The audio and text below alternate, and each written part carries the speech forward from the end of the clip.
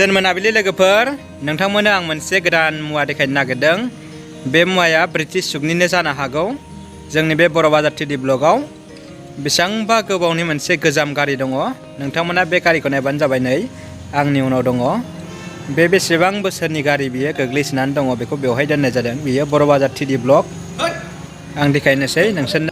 नैबेनो माने गोदो ब्रिटिश आमोलाव सालायग्रा जागोनदां बे गारिया। एकदबारे बायख्ला जिख्ला जाबाय आरो फुराना गारि। बेखौ एक्जिबिसन माने दिन्थिनानै दोनदों आरो बेवहाय। नै नायबानो जाबाय लोगोफोर। बे गारिया बिराद फुराना जागोन आरो बियो जोंनि बर' बाजार टिडि ब्लगाव दङ आरो। बेसेबां बोसोरनि जाथावना बेखौथ' दा बुंनो हानाय नंला। जायफोर बेवहाय खामानि मावदों बिथांमोना मिथिगोन बेसेबां बोसोरनि गारि बियो। मा गारि होनो बेखौ बिलास बुंना होलाय एसे। आं मिथियाना नामखौ मा होनगोन बेखौ? जिब होनो नामा? गोदोनिब्रा गोदो गोदायनि आबौ आबैमोननि समनि जागोन बियो। ओमफ्राय नैबे मा इयो? पुलिसफोर लाग्रा नै इयो।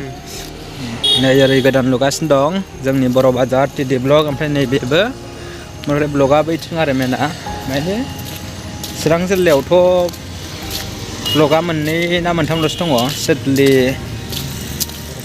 ओमफ्राय जोंनि बर' बाजार, ओमफ्राय मानिकपुराथ' बङाइगावआवसो गोग्लैयो। बङाइगाव चिराङावबो होयो आरो लिस्टआव। ओमफ्राय थेवबो जोंनि चिराङाव अफिसियेलि मोननैल'सो होनजायो। बे गारिखौ नोंथांमोना नुबायना? जास्ट ब्लग खालामबाय आरो जों बेरायथावथाव। दिनै बिस्थिबार बाराय नालाय बर' बाजारमोन, जों ओरै बेरायफैदों।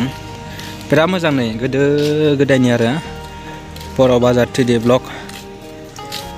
जोंनि गोदो गोदायनि समनि बेहाय बिराद गोनां आर्जेन्ट खामानिफ्रा जायो आरो। बेसो बर' बाजारनि मेन गेटआ दासिमबो कमप्लिट जायाखै, खालामगासिनो दङ आरो बर' बाजार टिडि ब्लगनि ट्राइबेल डेभेलपमेन्ट ब्लक बर' बाजारनि।